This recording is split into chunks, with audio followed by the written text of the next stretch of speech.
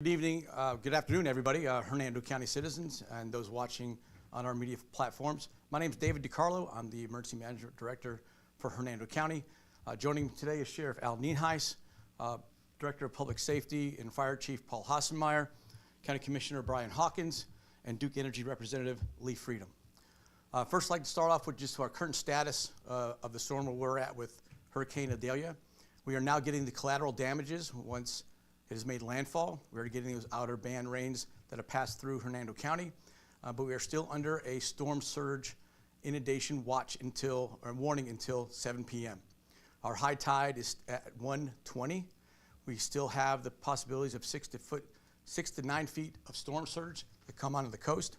We've already experienced flooding in the Hernando Beach area, Pine Island, Bayfront, Arapica. So it is dangerous situations, and that area has been shut down. You are not allowed access to that area at this time. So to give a little update on our power outages, I'd like to ask our Duke Representative Lee Freedom to give a brief on that. Lee? Thank you. In the county, we have about 280 customers without power right now. To put that in perspective, Duke Energy serves 13,000 customers in the county, so roughly 2%. We have crews, Duke Energy Florida crews, and thousands of others that we brought in from out of state ready to respond. Right now we are assessing damage, and that involves a Duke representative or a retiree going out saying, what poles do we need, how much wire do we need, what other equipment do we need, and they send that back, so when the linemen arrive on their truck, they know exactly what to do and have the right equipment, and it helps speed restoration. Our linemen are going to be working as fast as they can, but really as safe as they can. It is very dangerous work. Speaking of danger, if you see a down power line, whether it's today or a year from now, stay away. Call 911, call Duke Energy, and we will respond. And please keep other people away from down power lines too. But overall, storm didn't impact electricity as much as we expected. But we are working hard to restore power as fast as we can and as safely as we can. Thank you. Thank you, Lee. Appreciate that. We do have assets, both state and federal assets here in the county. We have a number of National Guardsmen that are staged and ready for search and rescue. We have a number of assets coming from the state for food and water. And we do have a FEMA representative that's on his way to Hernando County to begin damage assessment when conditions are available. But first, let me turn it over to Commissioner Brian Hawkins to give a little brief out on Hernando County or Hernando Beach area. Commissioner. Thank you, sir. Good afternoon. It's been a day. Started out this morning surveying some of the floodwaters and the surge that came into Hernando Beach. I was escorted by our great sheriff here, Sheriff Al Nienhuis.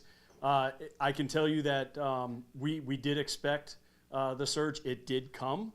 This is why when we give out those mandatory evacuations for zones A, B, and C that you adhere to them, because as of right now, we are not able to get fire vehicles, emergency vehicles in there, to assist anybody that needs that help right now.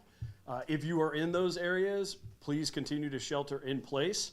Do not try to traverse the roads. The roads are not navigable at this point.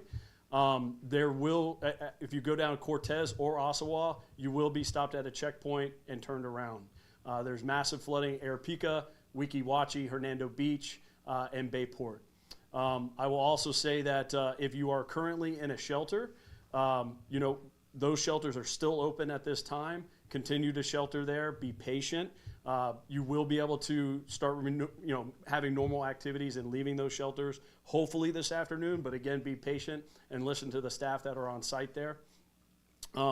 If you have any questions for me, you can reach me by email, or you can contact me directly on my county cell phone at 352-587-3000.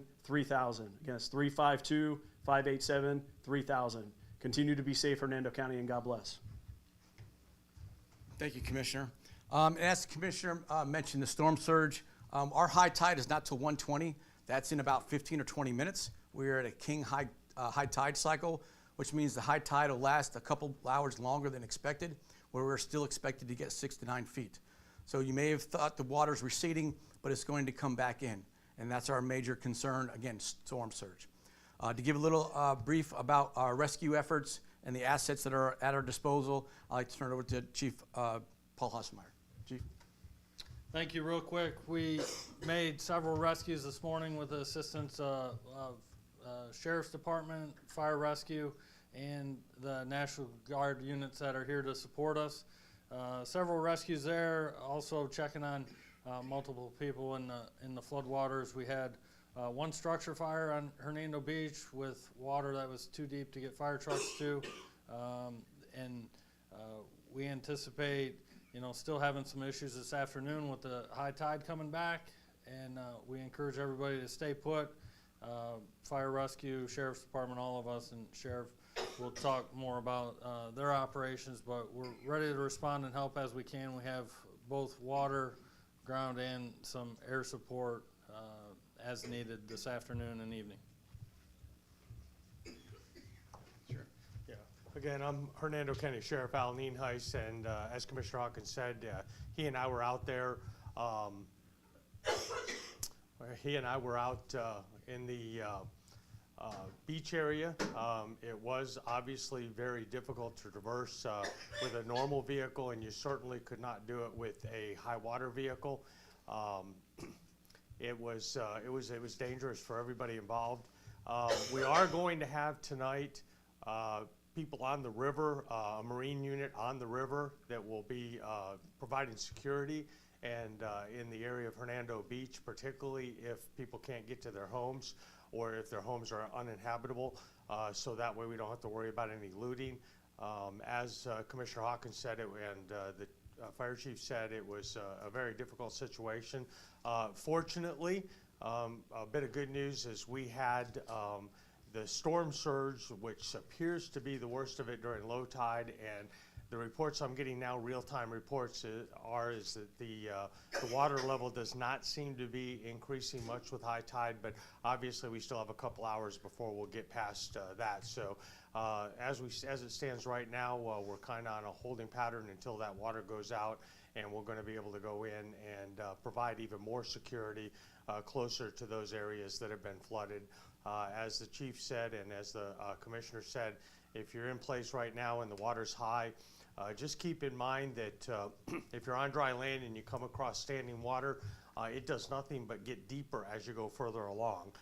It does not get shallower, and it's impossible to tell how deep it is. We don't know if the roads are washed out, so use extreme caution when traversing any roadways that might have standing water, because you really, even if it's a familiar roadway, you're not sure if the tide has washed that water, or washed that road out rather, and it can be extremely dangerous. I heard unconfirmed reports that even one of our high water vehicles got stuck, and if they got stuck, of course, a normal passenger vehicle, they have no chance at all. So please be careful for the next several hours, and we'll provide updates as they become available. Thank you, Sheriff. Also, the power has been shut down to Hernando Beach area. We are not letting residents in there. As I said, there's state and federal assets that are coming here for preliminary damage assessments. As the water recedes this evening, we'll be going in there to do initial damage assessments. Again, checking the roads, checking the bridges, see if it's safe to enter. We've already been in contact with our building division, code enforcement, Department of Public Works to get teams ready to do that damage assessment. Also, we're going to start transitioning as the day progresses, and we're looking at the weather, trying to get closing those shelters, having those people return that are in shelters back to their homes. My understanding is there's not a lot of people from the Hernando Beach area that are in those shelters, so we will start to transition so schools can get those shelters cleaned up and we can get schools back open. So please be patient with this as we move forward. We still need to assess what's going to happen at high tide, the duration of high tide, and we have to get a good understanding of the assessment of the damages. So with that, I'm sure, as the sheriff mentioned, with the power being out and people are evacuated out of their homes, I know they're concerned about the safety of their property. I assure you the sheriff's office will do everything they can to keep looters and those onlookers out of that area. I'll take questions now. Do you have any questions for me? Yes. Yes, just about the Hernando Beach, just more stories about the rescues, because we did see those first responders, the National Guard, Sheriff's Office with those rescue boats going in, just to share some of those stories. I mean, was there any truth? I think we heard that maybe a mom and a child did get rescued from a house or a dwelling that had some water. Yes, we had a mother and child get rescued earlier this morning. They tried to leave the area very early. They got caught at a high point on a road where behind them the road started to get flooded, and in front of them the road started getting flooded. But I can turn it over to Chief Hasselmeyer. He can give you more specific information on that. Commissioner Hawkins was there. Commissioner Hawkins, you want to give an update on Commissioner Hawkins? Yeah. So, well, I was there. It was not planned. I can assure you that. But the sheriff and I were there. We were looking to go to Bayport to try to traverse to Pine Island to see what the floods were doing out there in the surge. What we realized is that Chief Hasselmeyer can probably give you more of an update on that. But the fire department does have an airboat as an asset, and I believe it was Chief Zoff. Chief Mark Zoff was in operation of that airboat.